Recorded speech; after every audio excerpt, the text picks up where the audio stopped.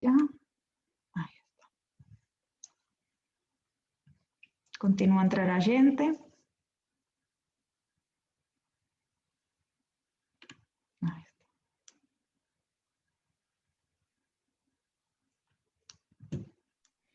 Eu tamén, mentras agora o orador, que é o Luís Gordiño, que é o coordenador do Atlas en Portugal, se vocês tiverem alguma dúbida ou alguma sugestão ao longo da presentação, podem utilizar o bate-papo. Eu vou tentar responder as preguntas que sejam máis simples e as que sejam máis interesantes, o que axe importante que seja Luís a responder, deixamos para o final e facemos unha pequena ronda de preguntas, está ben? Quero lembrar que, non sei se consiguen ver ben a miña tela, mas eu tamén esta información vou enviar logo no final, no email do final, e pronto, basicamente para lembrar as datas dos próximos webinares, que no día 1 de abril temos un webinar no cual vamos a falar sobre o censo de millafres e mantas nos arquipélagos de Açores e da Madeira. Vou ser eu, a oradora da parte dos Açores, e tamén vai estar a Katia, a miña colega da Madeira. Vamos a falar un bocado aquí este proxecto, da importancia destas aves e como participar. No día 1 de abril, se quiseren escribir, eu tamén vou enviar no email de amanhã o link para a inscripción. E tamén no día 17 vamos a ter un para falar sobre a importancia da utilización da plataforma eBird. O orador vai ser o Gonzalo Elías, que é un grande amigo tamén.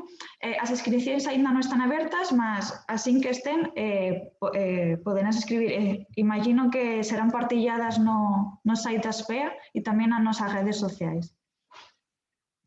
Estou a recibir algúns mensaxes de persoas que non consiguen ligar o son. Vou responder un instante.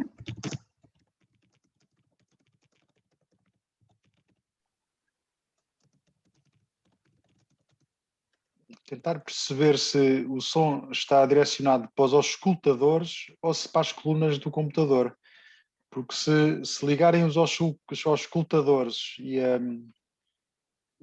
mas o som estiver só direcionado para o computador, não sai som dos auscultadores. Sí, a ver, o problema é que a persoa que non está a ouvir me está a escribir reservadamente e non debe estar de ouvir a você. Si pode escribir esta información no bate-papo, eu agradezo mentras do comenzo ao webinar. Obrigada, Pedro. Tamén quero lembrar que fiximos o webinar anterior do censo de aves comúns. Acho que está por aquí o Rubén, que tamén é o coordinador do proxecto aquí nos Açores. Está o seu contacto aquí, mas eu tamén vou partillar no email a seguir o seu contacto por se alguén quisere participar no censo de aves comúns nos Açores. Está ben? Acho que é iso. Eu vou deixar a vocês con o Luís Gordiños, con o coordenador do Atlas das aves nidificantes en Portugal.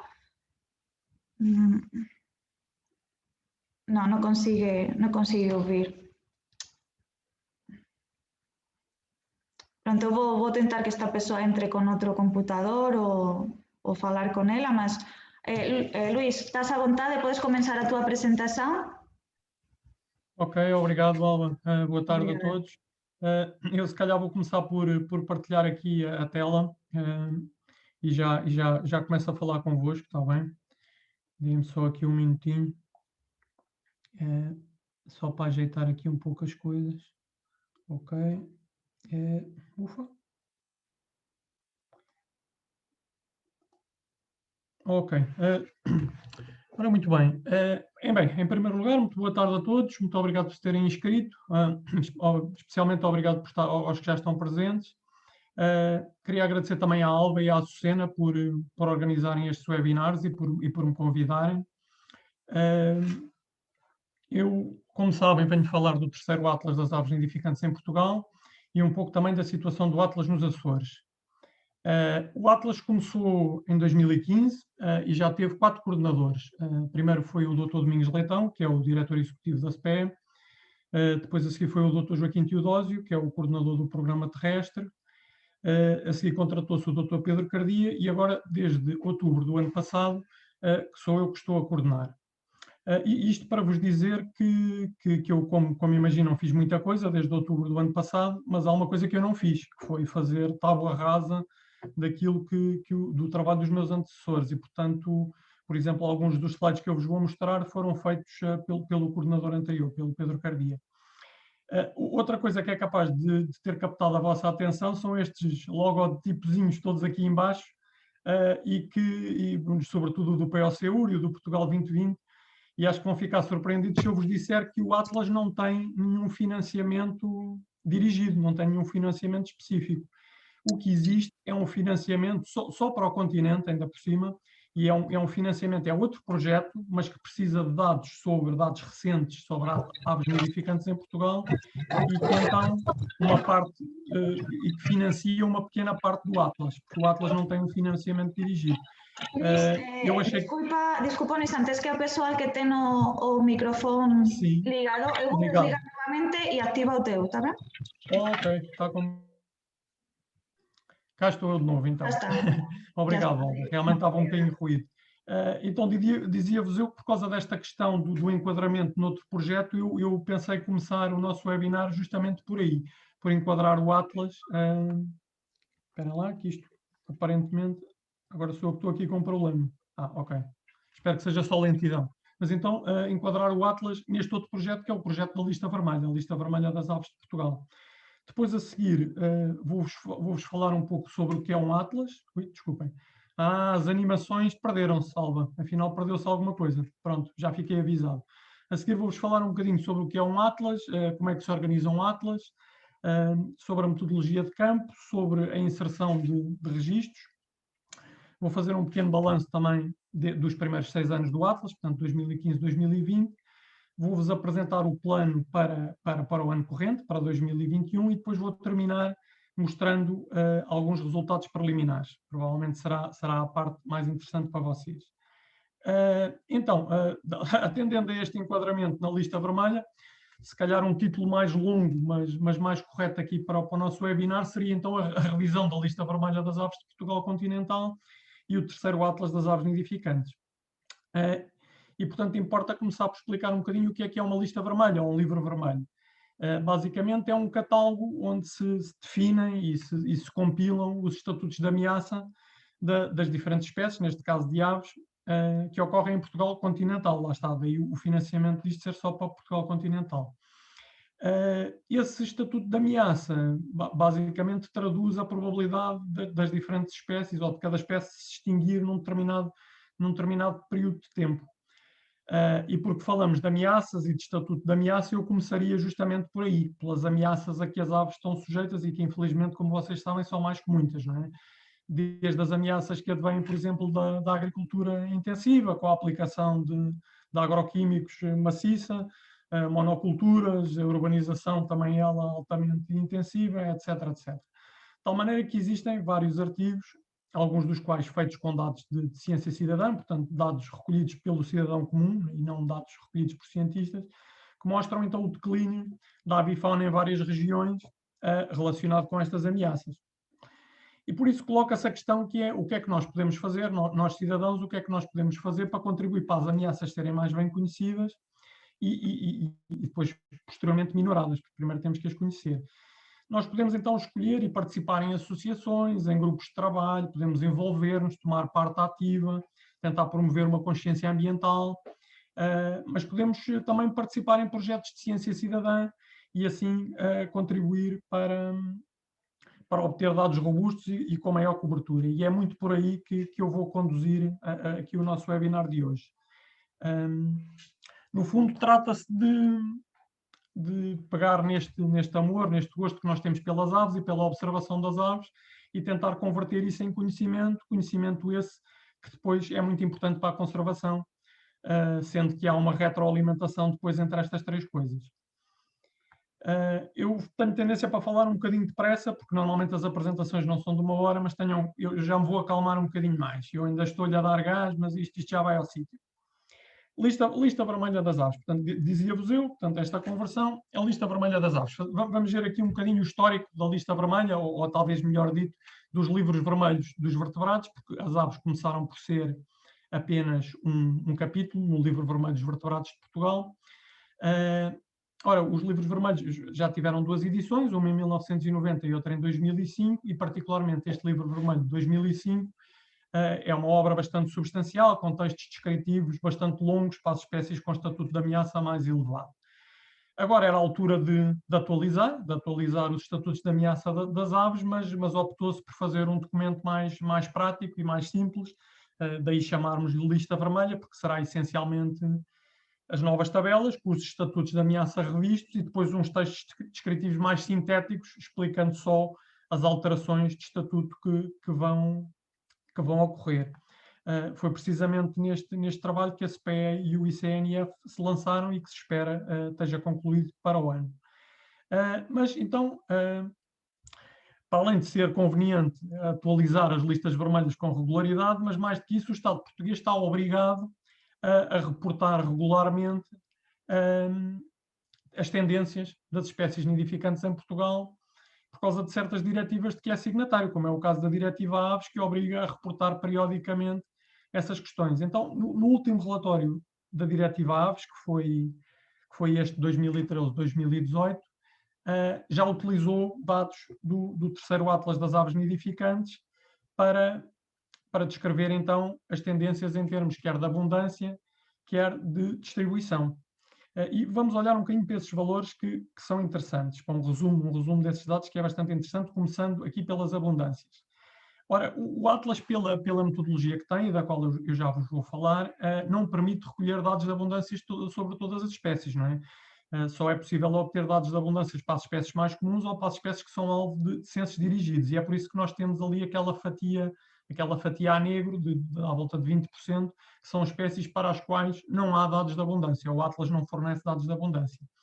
Depois temos a outra fatia a cinzento, quase 30%, que são espécies para as quais o Atlas que está agora em preparação, fornece realmente dados de abundância, mas nós depois não temos maneira de os comparar, porque não há dados de abundância antigos dessas espécies, ou há, mas não são comparáveis, e, portanto, não se pode fazer essa comparação. Mas olhando só para as fatias coloridas, que são as mais informativas, nós vemos que, então, das espécies para as quais há informações sobre a tendência da abundância, a abundância está estável, aparentemente está estável em 13% das espécies, 16% das espécies aumentaram a sua abundância, mas 23% das espécies, a abundância dessas espécies diminuiu.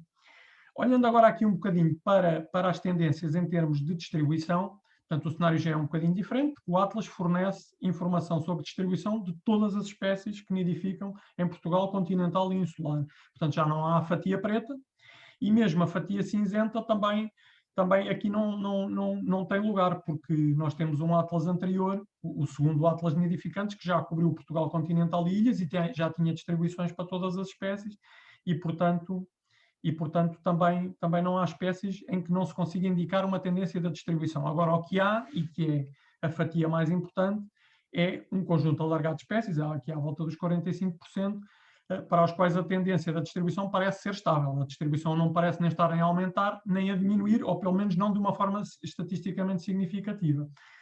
Mas olhando para as outras duas fatias, uma vez mais se vê que a distribuição de 19% das espécies está a aumentar, está-se a ampliar, mas a de 37% das espécies, a distribuição está-se a contrair. Isto tudo para vos dizer que realmente, quer em termos de tendências de abundância, em que para a maior parte das espécies a tendência da abundância é declínio, quer em termos de tendência de distribuição, em que a tendência da maior parte das espécies é para a contração da distribuição, o cenário é realmente preocupante. E, portanto, isto não é um mero exercício formal para responder à diretiva, isto de facto é mesmo uma questão relevante em termos de conservação. Mas, então, coloca-se a questão como é que nós vamos construir a lista vermelha das aves, ou como é que nós vamos atualizar o capítulo das aves no livro vermelho. Precisamos essencialmente de informação. Isto não vai lá com falatório e com tratamentos de dados, é preciso mesmo dados de base, informação. Então a informação é essencialmente de dois tipos. Nós vamos precisar de parâmetros biológicos de cada espécie. Esses, pronto, existem muito na bibliografia e felizmente continuam a sair estudos biológicos que permitem refinar e atualizar esses parâmetros. Portanto, esses digamos que são um mal menor. E depois precisamos de séries temporais de informação, nomeadamente de abundância e distribuição. E por isso coloca-se a questão onde é que nós vamos buscar uma série temporal recente de abundância e distribuição se o último Atlas acabou em 2005. E é precisamente aqui que entra o terceiro Atlas das aves nidificantes em Portugal. Pronto, isto era a questão do enquadramento, já percebem de onde é que isto surge, porque é que o financiamento de uma coisa em uma pequena parte dá para outra, com licença. E então vamos começar a descascar então o nosso Atlas. Ora, Atlas das Aves Nacionais, vendo aqui um bocadinho uma perspectiva histórica, muito rapidamente, o que é que nós temos? Temos essencialmente estes 4 Atlas de âmbito nacional. Depois há uma série de Atlas regionais, particularmente no continente, mas nas ilhas também há alguma coisa. Mas Atlas nacionais que cobrem o país todo, só há estes 4. Depois, os 2 da direita, temos o de cima é só de aves marinhas e o de baixo é de aves invernantes e migradoras e, portanto, é o mais recente, não é? Acabou o trabalho de campo em 2013, mas aqui para a questão das aves nidificantes não nos interessam, portanto vamos tirá-los daqui e ficamos só com os 2 Atlas de aves nidificantes. Bom, o primeiro só cobriu Portugal continental, ainda por cima. Portanto, Atlas das aves nidificantes que tenham coberto Portugal continental e ilhas, só temos mesmo o último, que é este de 98 a 2005. O de 78 a 84 era só do continente. E, precisamente porque o último tinha sido em 2005, a SPE e os seus parceiros, que são o ICNF e este Centro de Investigação da Universidade de Évora, que é o LABOR, e o Parque Natural da Madeira, que entretanto já tem outro nome, lançaram-se então em 2015, como eu vos disse ao início, na feitura deste terceiro Atlas das Aves Nidificantes de Portugal todo, que, como veem ali a amarelo, terá que ser concluído este ano. E, portanto, é o ano final, é o ano de tirar todas as teimas. Mas então, o nosso terceiro Atlas das Aves Nidificantes, o que é que nós vamos querer, quais é que vão ser os principais resultados que nós esperamos obter com o terceiro Atlas das Aves Nidificantes? A primeira coisa é saber que espécies é que existem atualmente em Portugal. Não é tanto que existem como nidificantes, não é? Que espécies é que nidificam atualmente em Portugal. Isto parece uma questão trivial, que são sempre as mesmas, mas não é bem assim.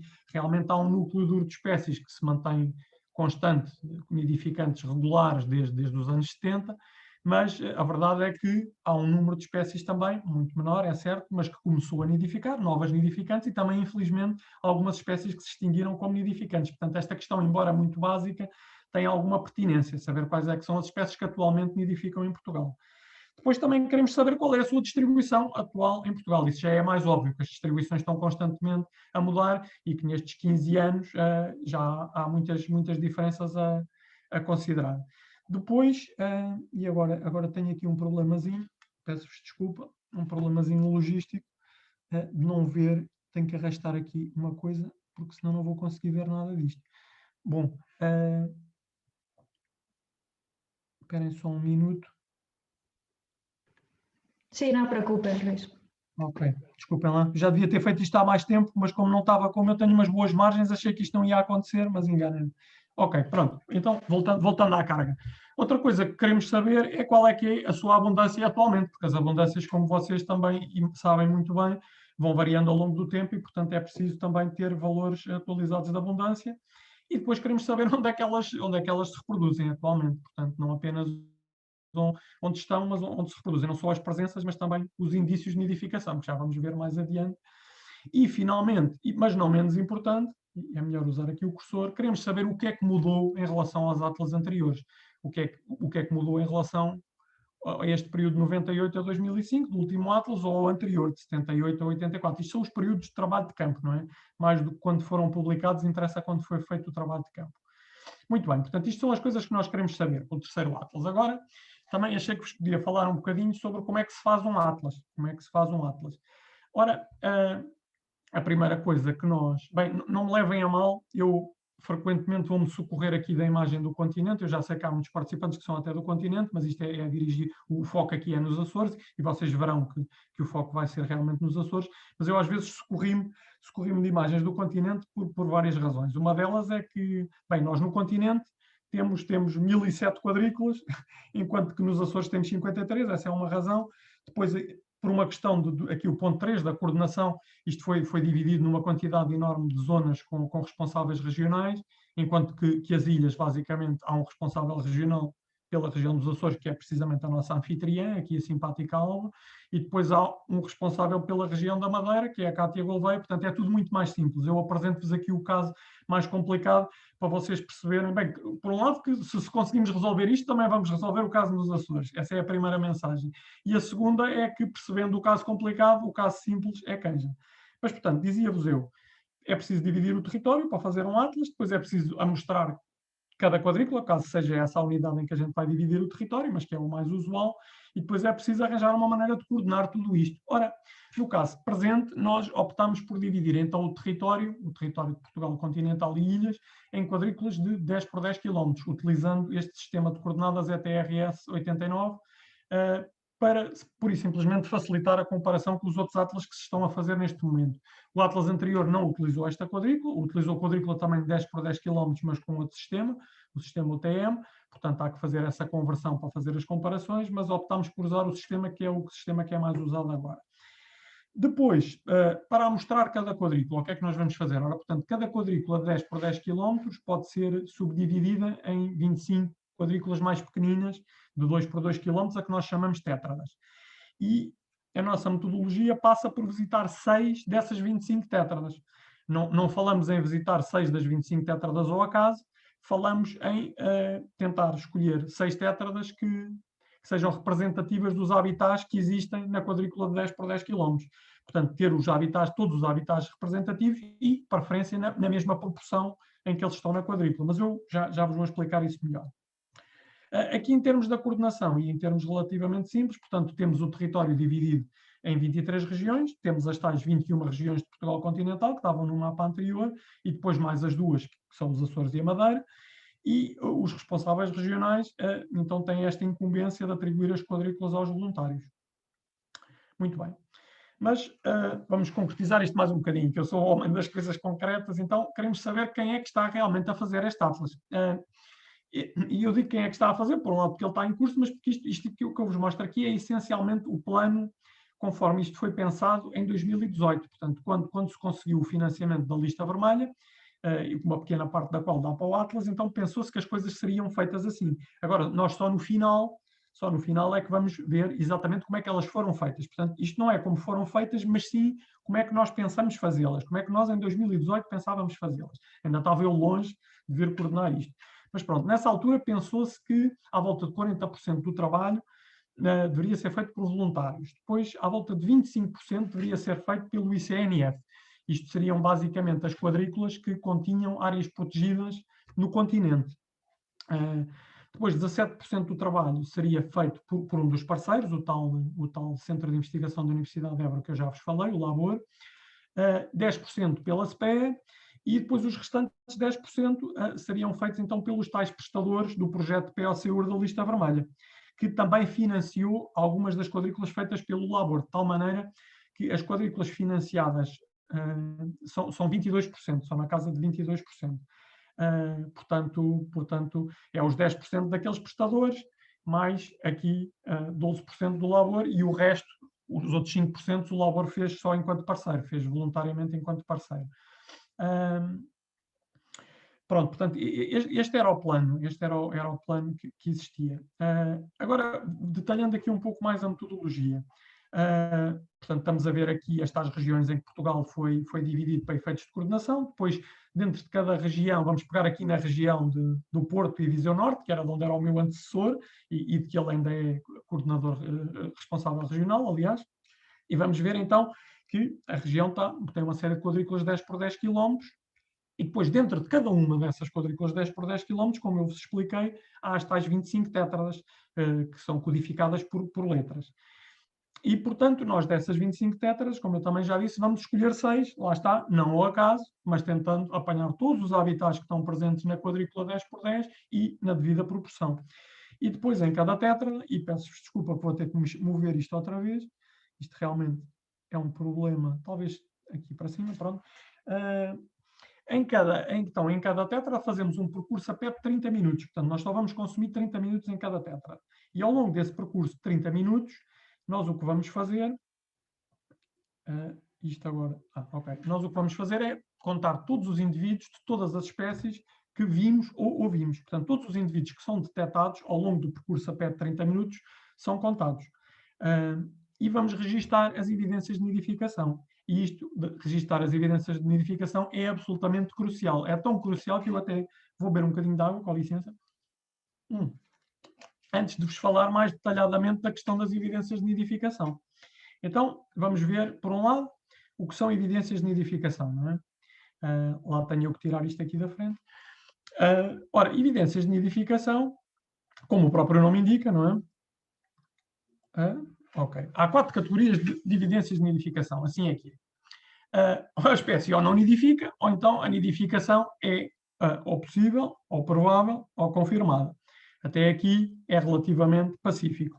Agora, porquê é que aparece aqui o não nidifica? É fácil. Eu posso-vos dar um exemplo. Por exemplo, aqui no continente a sul do Douro, onde eu estou, a época começou nesta segunda-feira, começou no dia 15 de março.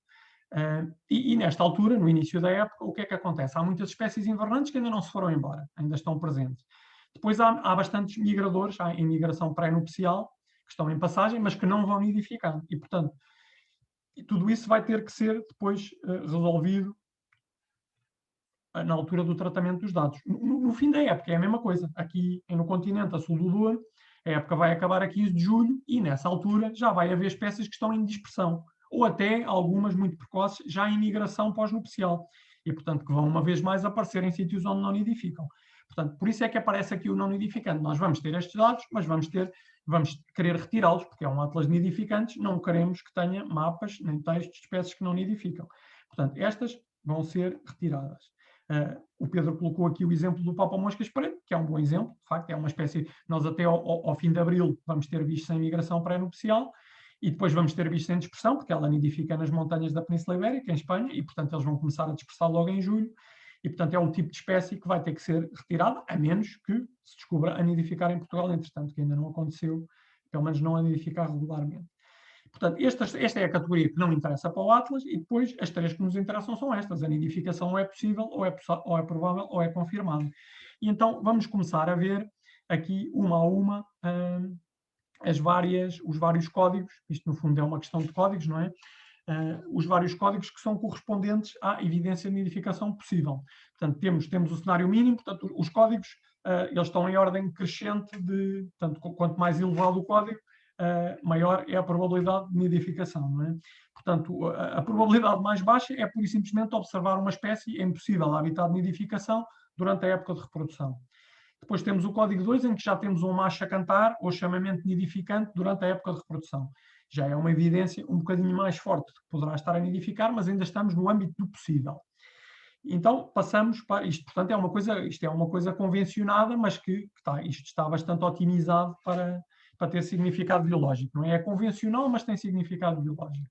Em termos de evidências de nidificação provável, então, temos aqui este código 3, em que já temos um casal observado durante a época de reprodução em habitat adequado. Depois temos o código 4, em que já temos um território ocupado, pelo menos num período de uma semana, portanto, temos uma observação no início e depois 7 dias depois temos outra, em que temos o território permanentemente ocupado, sempre um macho lá a cantar, isto é o código 4. Depois o código 5, observamos mesmo uma cópula, ou uma corte, ou uma parada nupcial. Código 6, temos uma ave a visitar o local onde provavelmente existe um ninho, mas lá está, é apenas provavelmente. 7 é o comportamento agitado ou ansioso de uma ave adulta, também nos permite inferir que provavelmente há nidificação, ainda que sem certezas. O código 8 é a pelada de incubação observada com a ave na mão. Pois este se calhar pede uma breve explicação. Portanto, basicamente, nas espécies em que só a fêmea é que incuba os ovos, as fêmeas perdem alguma penugem do abdômen e o abdômen fica também mais vascularizado para otimizar a incubação.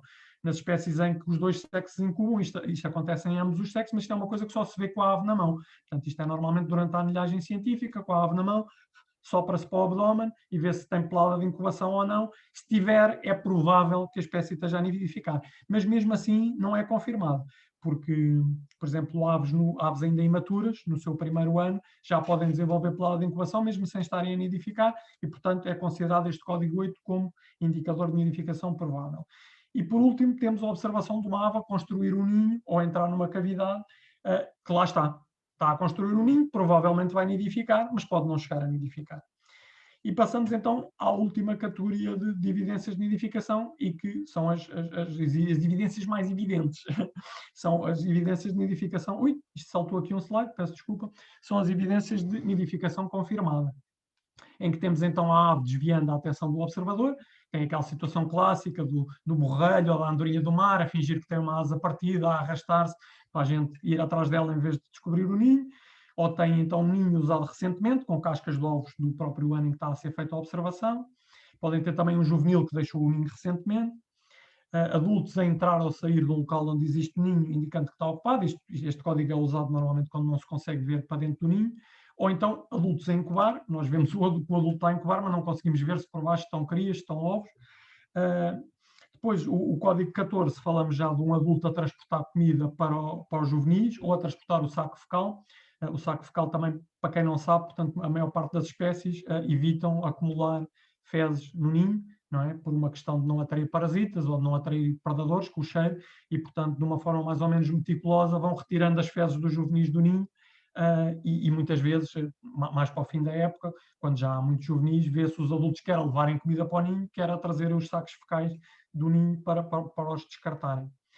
Claro que isto depois não há regra sem exceção, e até há espécies que acumulam fezes no ninho, como é o caso da polpa, por exemplo, para afastar os predadores, querem um ninho muito mal cheiroso, cheio de fezes, mas a regra é retirarem.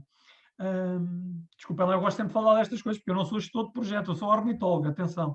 Portanto, de vez em quando tenho que dizer aqui umas coisas de ornitologista, não pode ser só faz-se assim, faz-se assado. Bom, código 15, ninho com ovos, observação do ninho com ovos. Esta acho que não há grandes dúvidas, porque é que isto já é um indício muito forte de nidificação confirmada. Mesmo assim, os ovos podem ser inférteis. Portanto, temos o código 16, em que é um ninho com juvenis vistos ou ouvidos.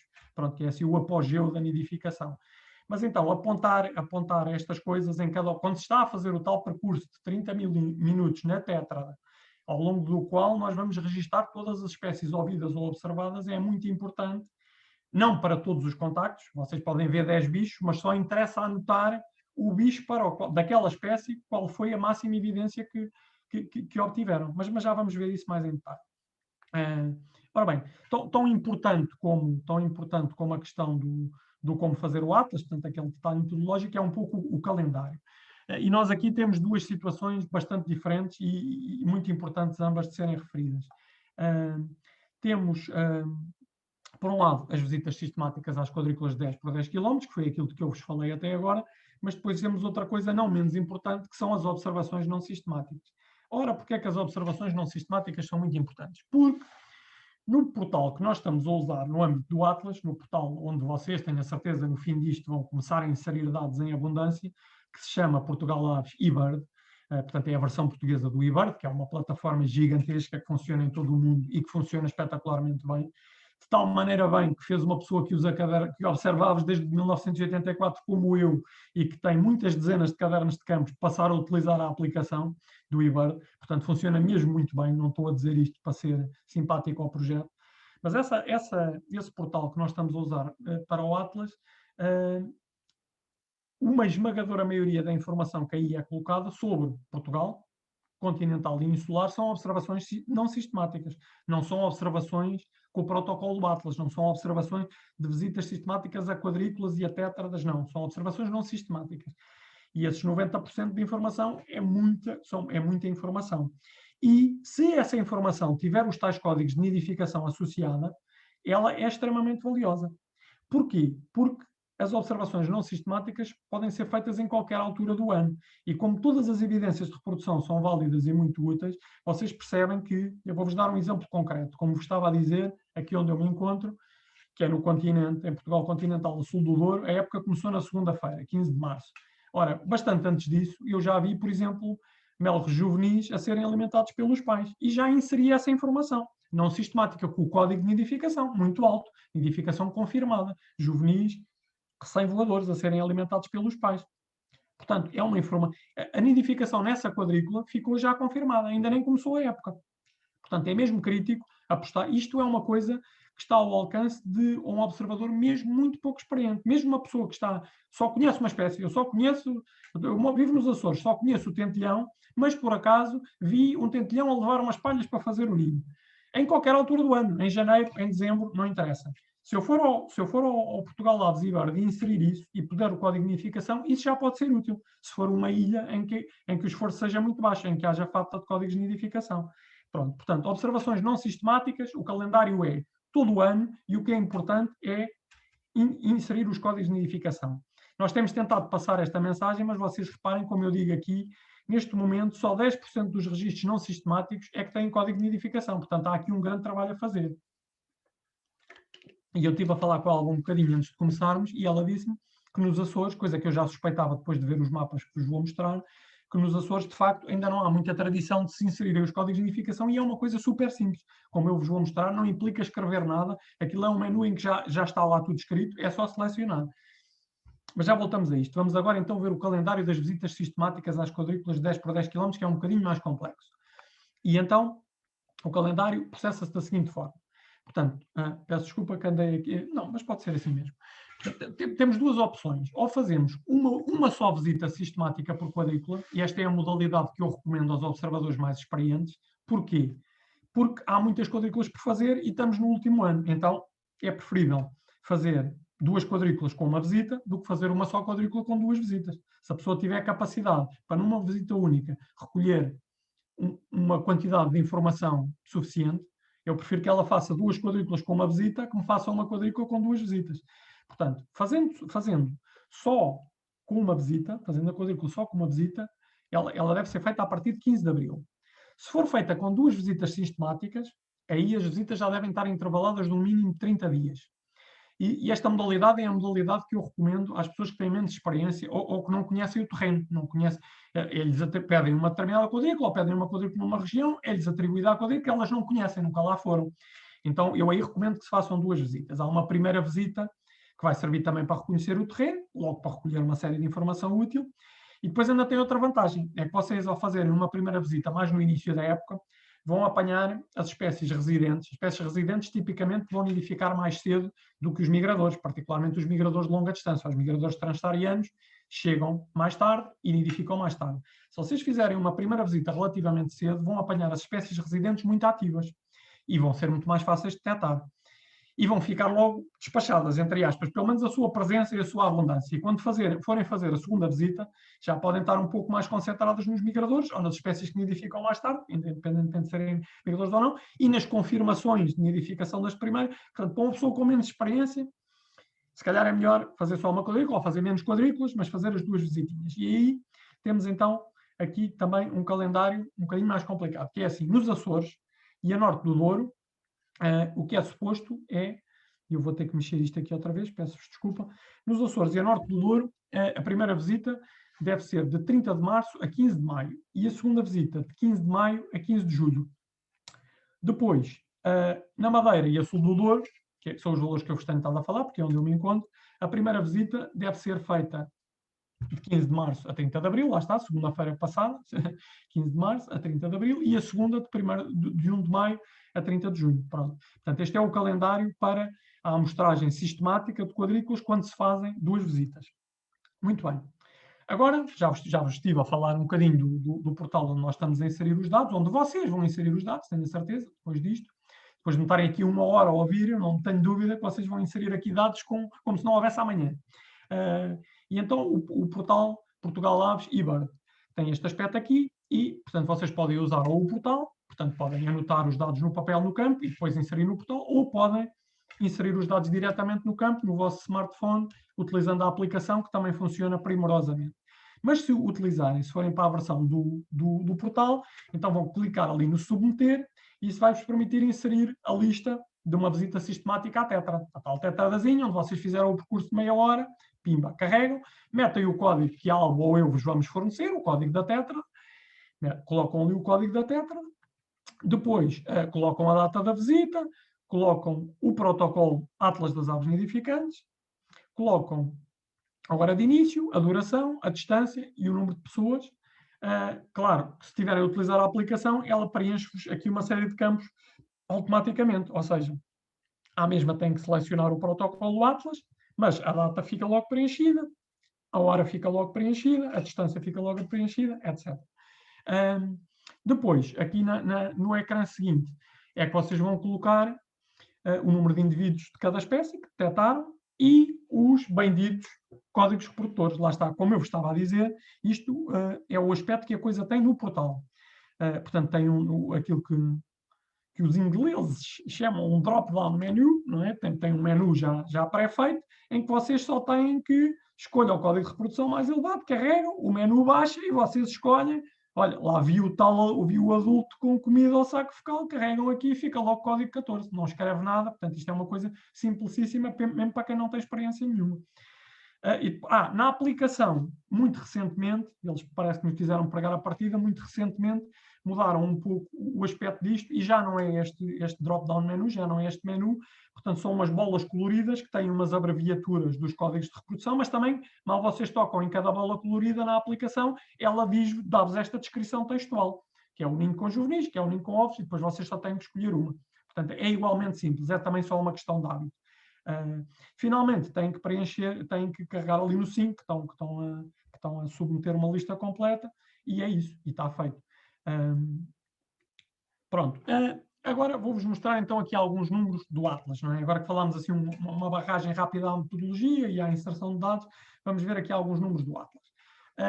Ora bem, temos aqui, lá vou eu chegar isto aqui um bocadinho, arrumar aqui um bocadinho a casa, mas temos aqui, uma vez mais, o exemplo do continente, pelo que eu já vos pedi desculpa, mas volto a referir que tem apenas a ver com serem 1007 quadrículas e não 53, por um lado. Por outro lado, a época de campo já começou a segunda-feira passada, portanto isto tinha que estar tudo pensado e feito para começar a ser executado.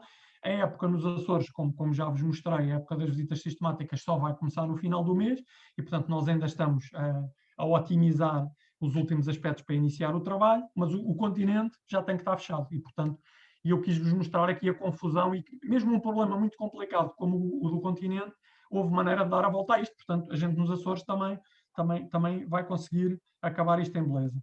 Mas aqui o gráfico da esquerda não é sobre o continente, é sobre a globalidade do território português, portanto, incluindo Portugal continental e ilhas. Então, nós verificamos que após 6 anos, temos então quase 700 quadrículas completas, quase 90 quadrículas incompletas, em que faltam algumas tétradas, mas ainda temos 334 quadrículas que não foram visitadas. Ora, visitar 334 quadrículas numa única época, ainda por cima com uma pandemia de Covid, com confinamento, com confinamento no continente, etc., é irrealista, basicamente.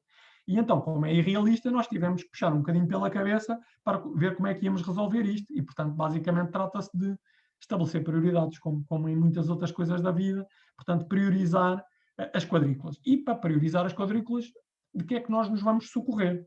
Vocês já estão quase a adivinhar, não é? Que vamos voltar ao nosso querido eBird Portugal Aves, onde há, como eu já vos disse, uma carrada de dados para além dos dados do Atlas, não é? Há uma data de outros protocolos a que nós estamos a chamar não sistemáticos, mas que na verdade não são não sistemáticos, porque muitos deles têm distâncias percorridas, tempos associados e depois têm listas de espécies, números, e portanto são sistemáticos. É um protocolo diferente, menos exigente, mas nós vamos então buscar esses dados para a época, portanto, consoante as espécies, para a época de reprodução de cada espécie, etc., e conseguimos extrair aqui outras métricas. Eu vou-vos mostrar aqui muito rapidamente 3 métricas, uma vez mais para o continente. Portanto, neste gráfico que tem as quadrículas a cor de laranja, nós temos o número de tétradas. Portanto, se vocês se recordam do que eu vos expliquei da metodologia, uma visita sistemática, com licença, numa visita sistemática é suposto vocês visitarem 6 tétradas. Portanto, qualquer quadrícula que tenha 6 ou mais tétradas visitadas tem um esforço superior ao Atlas e, portanto, não é preocupante. Qualquer quadrícula que tenha menos que 6 tétradas visitadas é preocupante. E são essas que estão ali a laranja.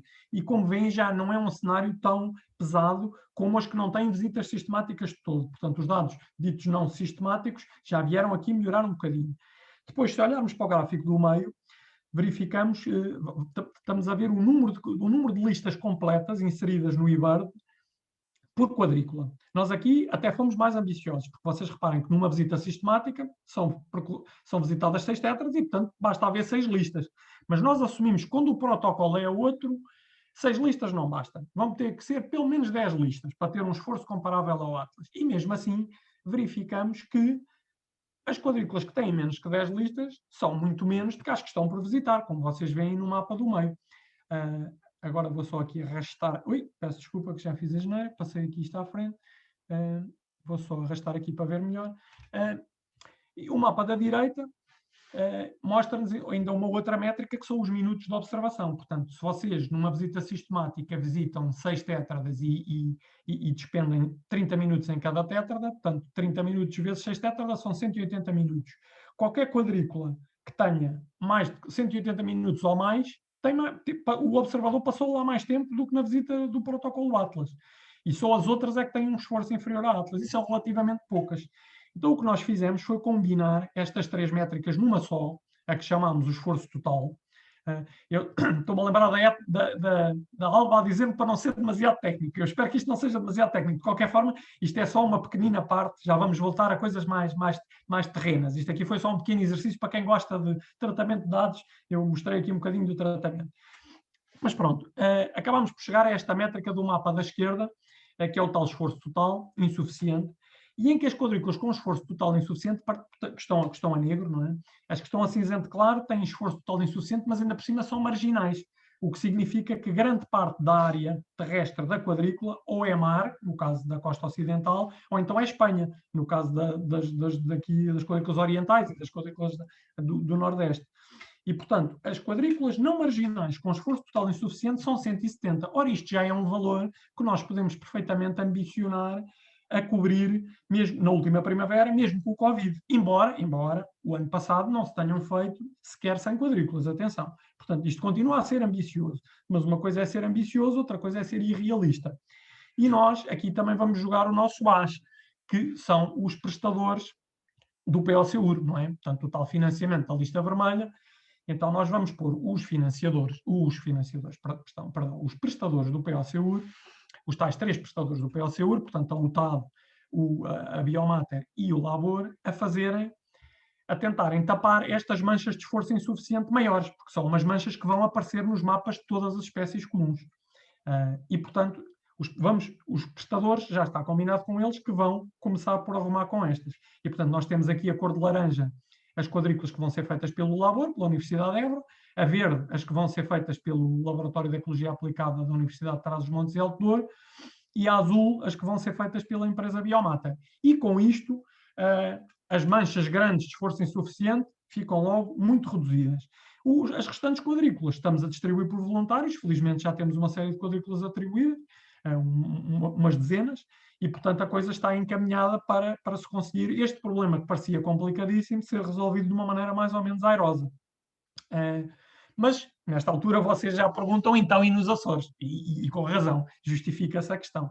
Nos Açores, nós começámos por fazer um trabalho que eu acho que foi muito importante, já devia ter sido feito mais cedo, mas isso é como tudo, mas ainda vem bastante a tempo. E que falamos, então, de redefinir as quadrículas que vão ser incluídas e, dentro das que vão ser incluídas, as que são prioritárias e as que não são prioritárias.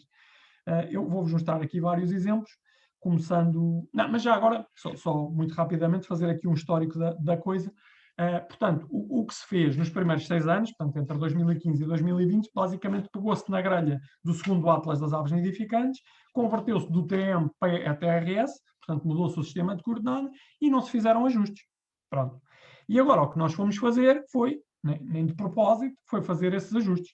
Foi então reavaliar as quadrículas a incluir e reclassificar as quadrículas marginais. Pronto. Isto, como os dados estavam a ser recolhidos à tétrada, não é um problema tão grave como parece, não é? Portanto, todos os dados são aproveitados. Pronto. Aqui, por exemplo, no grupo ocidental, flores e corvo, vocês se olharem aqui para o corvo, verificam que o corvo tem 11 tétrados. 11. No entanto, o corvo estava representado com... O corvo estava representado com nem mais nem menos do que 4 quadrículas. Vocês reparem que cada quadrícula... Peço desculpa. Vocês reparem que cada quadrícula tem, como eu vos disse, cada quadrícula tem 25 tétradas. Ora, como é que o corvo estava representado com 4 quadrículas? Não é boa ideia. Portanto, nós vamos representar o corvo só com uma quadrícula. Isto parece que é um detalhe, que é uma questão de minúcia, mas não é. Isto vai afetar bastante depois como é que as coisas vão ser contabilizadas. Se calhar revemos aqui rapidamente os critérios, então, de inclusão de quadrículas e de classificação. Portanto, nós consideramos que se a quadrícula só tem uma tétrada ou menos de área terrestre, deve ser excluída. Depois, se ela tem menos de 6 tétradas de área terrestre, deve ser considerada marginal e não prioritária. E só se tiver 6 ou mais tétradas de área terrestre é que deve ser considerada prioritária. Isto, por exemplo, aqui no grupo oriental, portanto, em Santa Maria nós não mexemos, mas em São Miguel, vocês se virem, as quadrículas que estão do lado de cima e do lado de baixo aqui, lá está, tinham menos que uma tétrada da área terrestre. Elas apanham várias tétradas, mas a área terrestre é inferior à de uma tétrada e, portanto, foram todas retiradas, não é? Foram todas retiradas agora nesta fase. Finalmente, olhando para o grupo central, aqui no grupo central a confusão era total. Porquê? O maior problema era justamente aqui no canal de São Jorge, portanto, entre São Jorge e o Pico. Porque quando se mudou o sistema de coordenadas, quadrículas que tinham um bocadinho, realmente tinham um bocadinho de área terrestre, acabaram por ficar só com água e continuaram a ser contabilizadas. Não tinham área terrestre e estavam a ser contabilizadas. Isto fazia-nos parecer que a cobertura nos Açores era mais baixa que o que era.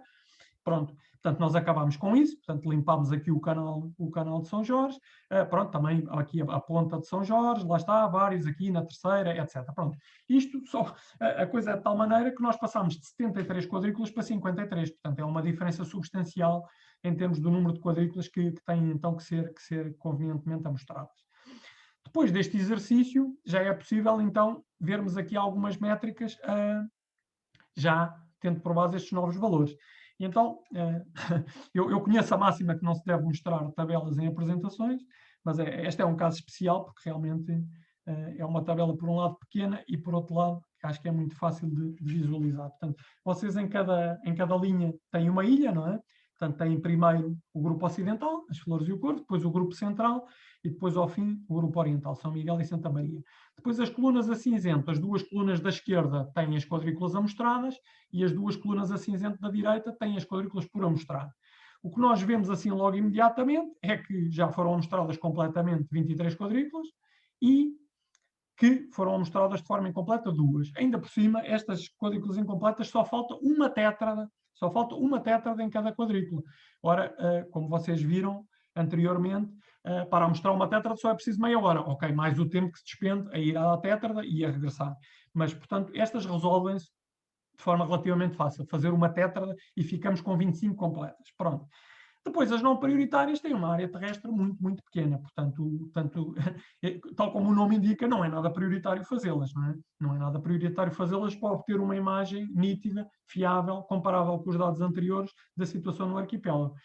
O que realmente é preocupante são as quadrículas prioritárias que estão por fazer e que são 15, aqui neste critério mais estrito que eu usei, e pronto. E aqui começa a surgir então o foco no Pico e em São Jorge. Portanto, se há pessoas do Pico e de São Jorge que estão a assistir aqui ao webinar, eu peço-vos encarecidamente para no final falarem comigo e com a Alba, comigo ou com a Alba, para vermos se não é possível vocês darem uma ajuda.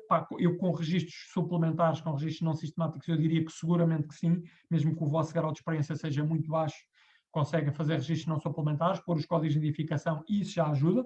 No Pico e São Jorge ajuda, e de que maneira, como vamos ver nos mapas que eu vou mostrar. Pessoal com um bocadinho mais de experiência, ou que se queira, ou quer entrar nisto mais a fundo, vendo aí mais umas coisas, vendo o webinar do Ruben, etc., como eu vou falar no fim, poderá mesmo tomar em mãos aqui uma destas 15 quadrículas. E particularmente uma destas 14 aqui mais pertinentes. Mesmo as de São Miguel não são tão pertinentes porque a área terrestre é menor. Aliás, já vamos ver isso no mapa, que é mais visual. De qualquer forma, aqui a dimensão do problema varia um bocado da maneira como nós olhamos para ele. Uma coisa é se nós entrarmos com as quadrículas marginais, com as tais que são não prioritárias, e aí parece que ainda nem metade do trabalho está feito, mas se nós assumirmos que as quadrículas não prioritárias realmente fazem-se, se puder, se for fazer uma quadrícula ao lado e se for só uma questão de fazer 2 ou 3 tétradas, se faz. Se não se fizer, também não é grave, porque elas têm uma área terrestre muito pequena. E aí, então, já temos aqui o trabalho bastante avançado. Mas vendo isto no mapa, que é sempre melhor, aqui o meu colega precisamente do Labor, da Universidade de Évora, que fez os mapas, e ele não usou exatamente o mesmo critério que eu. Ele considerou que menos de 11 tétradas a quadrícula não era prioritária. E eu acabo por mostrar, ele até fez depois também com o meu critério, mas realmente o dele acaba por pôr o foco onde ele tem que ser posto. A grande prioridade são estas 6 quadrículas do Pico e estas 5 quadrículas de São Jorge. Desculpem, não estou a apontar. Portanto, estas 6 do Pico e estas 5 quadrículas de São Jorge. Aqui é que deve ser posto o grande esforço. Depois é preciso, sim senhor, ir fazer esta tetradazinha que falta aqui, quer na terceira, quer em São Miguel, para acabar com estas. Isto é que é importante. As não prioritárias, lá está. Se a pessoa vai fazer esta, se calhar também vai ali à pontinha, que não precisa de fazer, porque isto é em proporção, não é? Ou seja, vocês, uma tétrada que tenha, seja toda a área terrestre, desculpem, uma quadrícula que tenha as 25 tétradas, vocês têm que fazer 6. Mas se a quadrícula só tiver 12 tétradas, já têm só que fazer 3. Portanto, imaginem, uma pontinha destas basta fazer uma tétrada. Portanto, vocês já vêm fazer aqui, já vão gastar 3 horas para fazer esta quadrícula e depois com mais 30 minutos esta também fica feita. Portanto, a legenda aqui não é muito clara, peço desculpa, o meu colega é mais sintético do que eu e acho que aqui foi sintético demais. Portanto, o branco são basicamente as não amostradas não prioritárias, o vermelho são basicamente as não amostradas prioritárias, o amarelo são as amostradas mas incompletas e o verde são as amostradas completas. Portanto, esta aqui é a versão. Portanto, foco, Pico e São Jorge é o foco, tapar estes buraquinhos que faltam e isto fica uma coisa muito mais composta. Mas agora vocês vão ver os resultados preliminares e acho que vão chegar à mesma conclusão que eu. Mas só aqui uma conversinha muito rápida. Portanto, como vocês sabem, há uma diversidade enorme de aves em Portugal, continental e insular.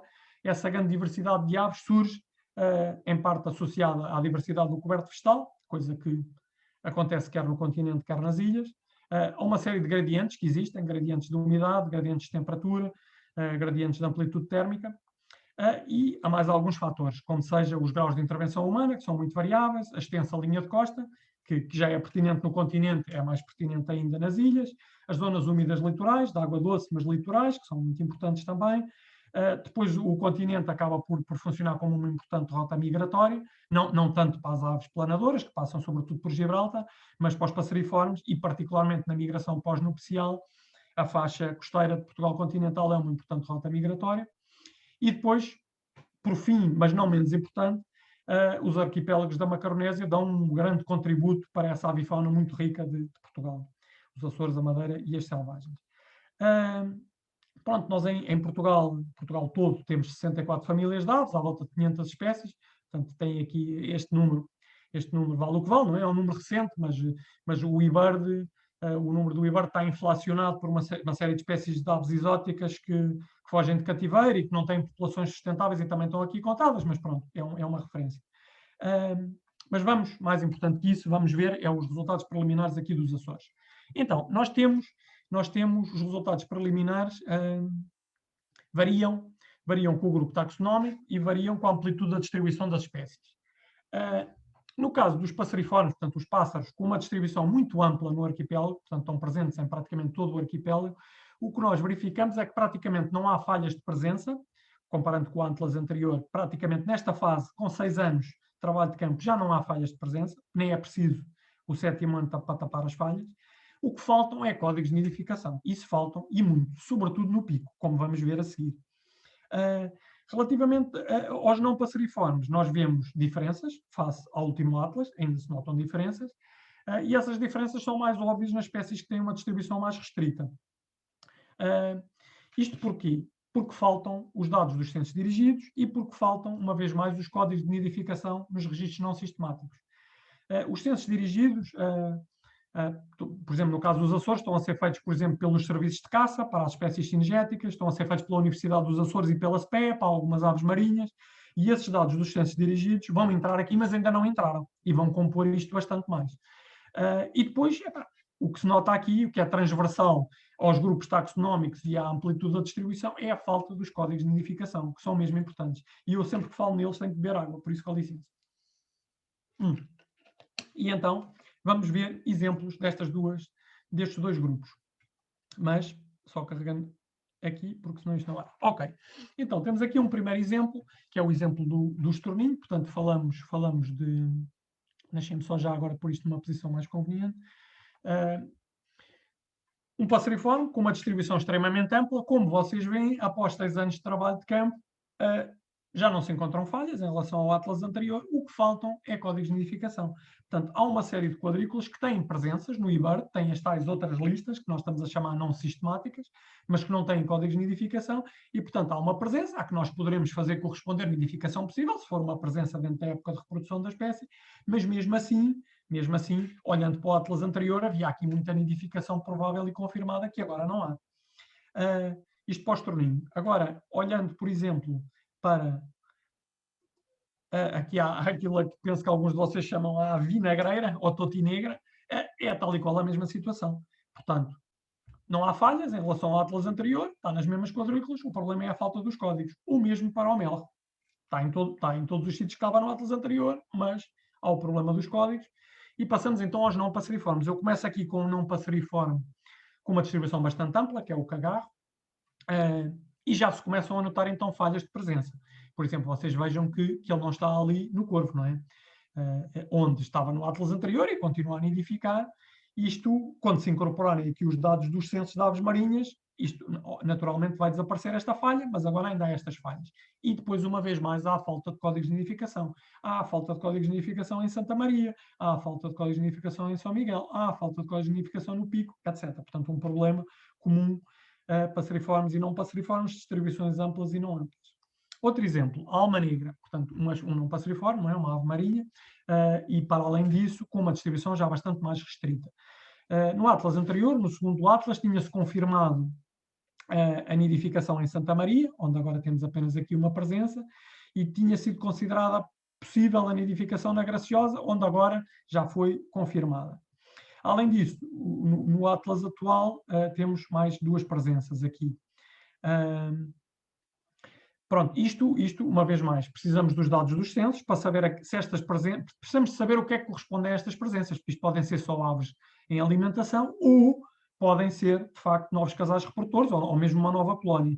Portanto, é muito importante despistar isso. Precisamos ou códigos de nidificação ou dados de censos dirigidos ou as duas coisas. Outro exemplo, a narceja, o outro não passeriforme com uma distribuição mais localizada. Aqui vemos falhas, uma vez mais, em Santa Maria, onde estava no Atlas anterior, aqui em 5/6 de São Jorge, portanto em São Jorge, no Atlas anterior ela estava em 6 quadrículas e agora só está numa. Portanto, há aqui falhas de presença bastante grandes, depois faltam os códigos de nidificação, mas há aqui algumas boas notícias. Por exemplo, no Faial temos mais presenças, algumas até com código, o que nos faz pensar que ou a distribuição no Faial aumentou, ou pelo menos o nosso conhecimento sobre a distribuição da espécie no Faial já está ampliado agora com o último Atlas. Outro exemplo, outro não passeriforme com uma distribuição relativamente restrita, o Garajal rosado. O Garajal rosado, temos falta dos códigos de nidificação, uma vez mais uma falha ali no corvo, e um aumento de presenças aqui em São Miguel. Estas, mais cuidado ainda, é preciso. Precisamos dos códigos e precisamos dos dados dos censos dirigidos, porque a probabilidade de algumas destas presenças corresponderem apenas a aves em alimentação, aves destas colónias aqui situadas nestas quadrículas, é muito grande. Portanto, isto tem que ser tudo muito bem limpo. Muito bem complementado, primeiro, com os códigos e com os dados de censos dirigidos, e depois limpo de interpretações. Bom, agora, deixem-me só ver. Portanto, já são 8h07. Alba, achas que abrevie um bocadinho? Ou achas que mostra aqui mais uns exemplos do continente? O que é que te parece? O que é que eu por mim podo seguir porque acho que está a ser muito interessante. Okay. Se o pessoal tem que sair já, sente-se à vontade de sair, eu logo vou enviar a gravação para todos, mas por mim podes seguir. Eu vou ser muito breve, de qualquer forma, porque eu aqui no caso dos Açores, como era o nosso público-alvo, eu no caso dos Açores quis dar um pouco mais de detalhe. Aqui quero-vos só dar ideias muito gerais, portanto isto vai ser muito rápido. É só para ficarem com uma ideia de outras coisas que se podem fazer com estes dados e conclusões que se podem extrair e cuidados que é preciso ter. Pronto, aqui temos então a riqueza específica em Portugal continental a 2 escalas. E, se vocês repararem bem, aqueles buracos que eu vos mostrei, aquelas manchas de quadrículas com esforço insuficiente, são completamente visíveis aqui. E isto não pode acontecer. Por isso é que nós temos aquela estratégia. Nós vamos ter que tapar estes buracos do esforço insuficiente para conseguirmos ter uma imagem nítida de quais é que são realmente as quadrículas, por exemplo, em que há maior riqueza de espécies em Portugal continental. Claro que elas já começam a aparecer aqui, escolhendo a escala certa, Já se vê aqui certas regiões do Alentejo, o estuário do Tejo, aqui a região do Douro Internacional, não é? Trás-os-Montes, aqui o Alto Douro. Pronto, elas começam a aparecer, mas também temos aqui os buracos. Portanto, o trabalho do último ano é absolutamente crítico. Aqui era só para vos mostrar o cenário completo, né, que vamos ter depois na publicação final, no trabalho final, em que vamos ter o continente e as ilhas, aqui com uma espécie que está presente nas três regiões, não é? O melro preto, e que está composta à distribuição já, portanto a coisa está encaminhada. Aqui é um exemplo de uma espécie que só está presente no continente, mas que tem sofrido um declínio muitíssimo acentuado, que é o sisão. Depois aqui um exemplo de uma espécie que nem sequer figurava no Atlas anterior, portanto é uma espécie que colonizou recentemente Portugal continental, mas que já está com uma distribuição bastante ampla. E reparem que falamos de uma espécie nativa, portanto isto é uma espécie da Europa, que já nidificava em Espanha e que agora, a partir de 2015, começou a nidificar em Portugal e já vai aparecer no Atlas. Este mapa também permite mostrar aqui que os mapas do continente também não são isentos de problemas. Vocês reparem que há aqui uma confirmação em Peniche e outra na zona do Porto. Ora, a subespécie que colonizou Portugal a partir de Espanha é a subespécie continental, é a subespécie sinensis. E a subespécie sinensis não é suposto nidificar na costa atlântica. Essa é a subespécie caro que nem sequer está em expansão. Portanto, estas nidificações vão ter que ser muito bem vistas. Aqui a de Peniche, porque não é nada inédito ver corvos marinhos de faces brancas a dormirem em corvos marinhos de crista, que nidificam em Peniche. E aqui, em ambos os casos também, isto pode não ser na costa atlântica, isto pode ser numa pequena barragem ou num pequeno açude de água doce, perto da costa, e isso já é habitat sinensis. Portanto, isto ainda há aqui também umas arestas para limar. Mas pronto, lá está. Eu dizia que tínhamos que saber as espécies que nidificavam atualmente em Portugal. Esta, no último Atlas, não está, e agora já tem esta distribuição. O mesmo aqui com o ganso do Egito. Se bem que, sendo uma situação diferente, a outra é uma espécie nativa da Europa, que chegou a Portugal naturalmente. Esta não. Esta é uma espécie que foi introduzida na Europa, portanto tem umas populações asilvestradas que têm vindo a expandir e também chegou cá. Mas reparem, para uma espécie que não estava no Atlas anterior, a amplitude que a distribuição já tem em Portugal continental. Portanto, eles já estão... E reparem que isto falamos de nidificações confirmadas. Hein? Aqui já numa parte muito substancial do Alentejo, mas também lá para cima na zona do Porto, no estuário do Tejo, etc. Agora aqui fala-se um pouco de combinar as tendências que vêm dos censos de aves comuns, de que falou o Ruben no último webinar, com os dados do Atlas, por exemplo, para mostrar aqui o declínio de duas espécies de picanços, portanto o picance barreteiro e o picance real, em que há um declínio quer na área de distribuição, que se está a contrair, quer na abundância. Não é? Outro caso é aqui o da águia sapeira, ou o tartaranhão dos paúis, em que, olhando para o primeiro Atlas, era uma espécie que estava basicamente na metade ocidental de Portugal continental. No segundo Atlas, ele já começou a colonizar o interior do Alentejo, e agora, mesmo com o cenário incompleto, ele já está com uma distribuição bastante vasta no interior do Alentejo. Os valores que aqui aparecem, que são os valores precisamente dos tais relatórios a que Portugal está obrigado a apresentar por causa da Diretiva Aves, os valores, o aumento da abundância não é tão claro como o aumento da área de distribuição. Não é? Se olharmos aqui só para os últimos dois períodos, 2008, 2012 e 2013, 2018, há uma sobreposição ainda de valores de abundância e por isso não surpreende que quando olhamos para os valores do CAC, quando olhamos aqui para o gráfico do CAC, que é precisamente de 2008 a 2018, em vez de haver um aumento claro, não, ainda há uma tendência populacional incerta. De qualquer forma, há um aumento da área de distribuição. Outro exemplo também de um tartaranhão, um tartaranhão caçador, também conhecido como águia caçadeira. Este, infelizmente, é bastante mais claro, e eu digo infelizmente porque a tendência é a contrário. Portanto, no primeiro Atlas das aves nidificantes, ele era amplamente distribuído. No segundo Atlas começa-se a notar alguma contração da distribuição, e agora no Atlas atual, isto é muito, muito diferente do cenário dos anos 70 e 80, e portanto, se nós virmos aqui os valores também que surgem nos relatórios da Diretiva Aves, já temos aqui diferenças bastante maiores, e para terminar, se dermos uma olhada ao gráfico, primeiro aqui este mapa, vocês a cinzento tem a área tem a área ocupada no Atlas anterior, e as bolas cor de laranja são do Atlas atual, mais as pintas pretas que são só as presenças, sem código, mas mesmo assim veem que há uma contração muito, muito grande. Portanto, esta tendência de curto prazo é de um decréscimo superior a 60%. e mesmo a tendência de longo prazo também é de decréscimo. E agora sim, os dados do CAC mostram que há realmente um decréscimo moderado, porque aqui não há tantos dados como combinando as várias coisas, mas de facto o decréscimo é demonstrado por quaisquer que sejam os dados, o decréscimo está lá. É uma situação muito preocupante. E pronto, termino com um grande apelo aqui, válido para continente e ilhas. Vamos terminar este Atlas, vamos acabar de pintar o mapa, vamos acabar com as quadrículas de esforço insuficiente e quero, uma vez mais, expressar o meu mais sincero agradecimento a todos os voluntários. Há aqui uma lista muito, muito incompleta de algumas pessoas que ajudaram. Eu não posso deixar de referir outra vez aqui o meu antecessor, o Pedro Cardia, que até para esta apresentação contribuiu com slides, e o Carlos Godinho do Labor, que fez alguns dos mapas que eu vos mostrei. Deixem-me só deixar-vos, mesmo para terminar, aqui alguns links de sítios onde podem encontrar mais informação. Portanto, o primeiro é a página do Atlas, no portal da SPEA, onde tem toda a informação sobre o Atlas. Tem também o meu e-mail, o e-mail do coordenador, onde me podem contactar.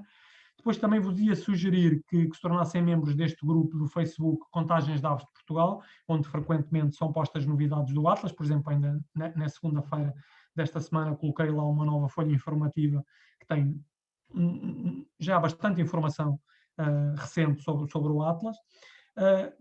Peço desculpa, fiz aqui uma sucessão das neiras, mas nenhuma delas que não tenha solução rápida.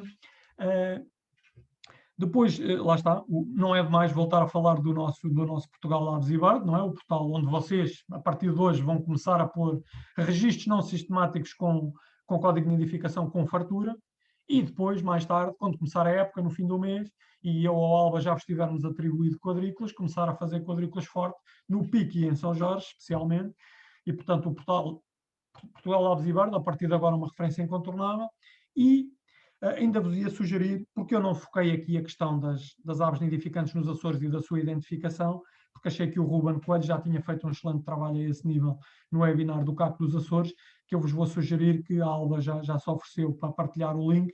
Eu vou-vos sugerir os que não assistiram, porque a Alba também já disse que há aqui pessoas que estiveram presentes nesse webinar, com licença. Mas os que não assistiram, que assistam, porque de facto o Ruben dá uma série de dicas de identificação importantes. Eu só queria terminar com esta reflexão. Nós nos Açores, ou vocês que estão nos Açores, têm 39 espécies nidificantes, das quais 10 são aves marinhas, portanto são 29 aves terrestres. E, portanto, mesmo uma pessoa com pouca experiência, vendo com atenção o webinar do Ruben, estudando um bocadinho a lição e com umas dicas da Alba, eu acho que pode ambicionar fazer uma quadrícula, fazer visitas sistemáticas a uma quadrícula 10 por 10 km, com 2 visitas, e fazer um trabalho muito útil, sem dúvida. Há aqui uma métrica que vem no Atlas anterior, em que eles dizem que nos Açores a média de espécies por quadrícula variou entre 17 e 26. Portanto, isto não é assustador, não é como no continente, em que nós temos 224 espécies nidificantes e que temos 37 a 112 espécies por quadrícula, e, portanto, se calhar não é muito boa ideia uma pessoa com muito pouca experiência fazer uma visita sistemática. É muito boa ideia contribuir com observações não sistemáticas, com o código, isso está ao alcance de todos, mas no continente eu não diria isto. Agora, nos Açores, com 2 visitas, com este elenco de 39 espécies, das quais, na verdade, só 29 é que vocês vão ter que detectar, por exemplo, auditivamente, eu diria que isto é fazível. E pronto, fico aberto às vossas questões. Alba, agora passo a palavra à Alba para ela organizar a coisa. Tenho a certeza que ela já foi respondendo pelo bate-papo aí a algumas coisas, mas eu estou mais que disponível para responder ao que faltar e ao que vocês quiserem. Alba. Sí, moito obrigada, Luís. Acho moito interesante, explicaste moito ben o proxecto, como participar, e non hai moitas dúbidas, há tamén algunhas suxestións. Eu